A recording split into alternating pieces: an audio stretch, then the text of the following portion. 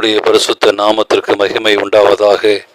இந்த காலைவேளை உங்கள் அனைவரையும் ஆண்டவராகிய இயேசு கிறிஸ்துவின் இன்ப நாமத்தில் உங்களை அன்போடு வாழ்த்தி வரவேற்கிறேன். இந்த நாளின் செய்தியின் தலைப்பானது பரலோகத்தின் முத்து.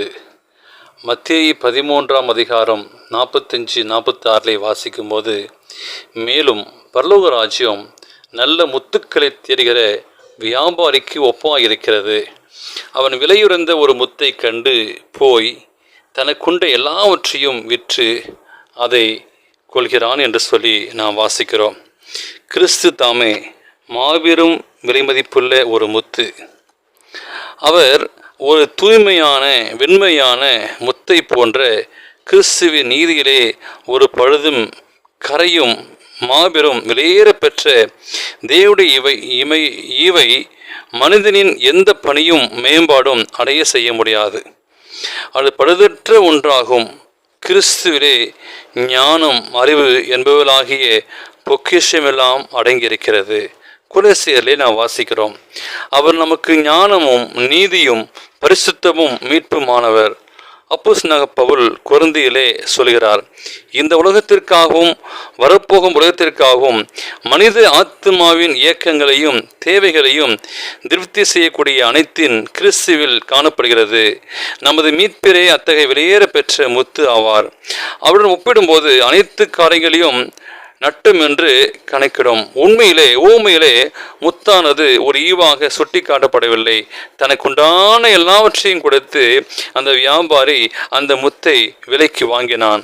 வேத வாக்கியங்களே கிறிஸ்து ஒரு ஈவாக சுட்டி காட்டப்பட்டிருப்பதால் அநேகர் இதன் பொருளை குறித்து கேள்வி கேட்கிறார்கள்.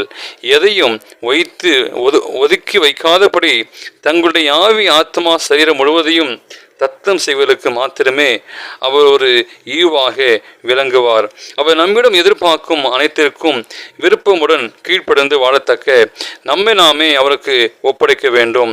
நாம் இருக்கிறபடியே முழுவதுமாகவும் நமக்கே உரிமையான தாளந்தங்கள், செயல் திறமைகள் அனைத்தும் ஆண்டவருக்கு உரியவைகள். அவருடைய ஊழியத்திற்காக அவைகள் அனைத்தும் அர்ப்பணிக்க வேண்டும். இவ்வாறு நாம் நம்மை முற்றிலுமாக அவருக்கு அர்ப்பணம் செய்யும் போது கிறிஸ்து நமது பரலோக பொக்கிஷங்கள் அனைத்தோடும் தம்மை தாமே நமக்கு அளிக்கிறார். மாபெரும் விலையேற பெற்ற முத்தை பெற்றுக்கொள்கிறோம். தெய்வீக இரக்கமானது மேலாண்மை செலுத்தி நடத்துகின்ற அந்த வியாபார களத்திலே அந்த அருமையான முத்தானது பணவுமின்றி விலையுமின்றி வாங்கப்பட்டதாக சுட்டி காட்டப்பட்டுள்ளது. இந்த வியாபார களத்திலே அனைவரும் பரலோக பொக்கிஷங்கள் அனைத்தையும் பெற்றுக்கொள்ளலாம். சத்தியம் எனப்படும் மாணிக்க கற்கள் இருக்கும் பொக்கிஷ சாலை அனைவருக்கும் திறக்கப்பட்டுள்ளது. அந்த மீட்பரின் ஆர்வத்தோடும் அன்போடும் பின்வருமாறு அழைக்கிறது.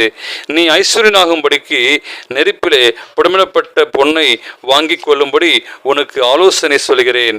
ஐஸ்வர்யனுக்கு போலவே சமமாக தரித்திரம் மீட்பரை விலைக்கு வாங்கி கொள்ளலாம். ஏனெனில் எவ்வளவு உலக ஐஸ்வர்யத்தை கொண்டும் அதை பெற்றுக்கொள்ள முடியாது.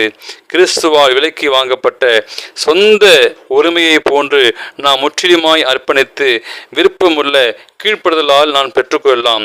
நாம் மீட்பை சம்பாதிக்க முடியாது.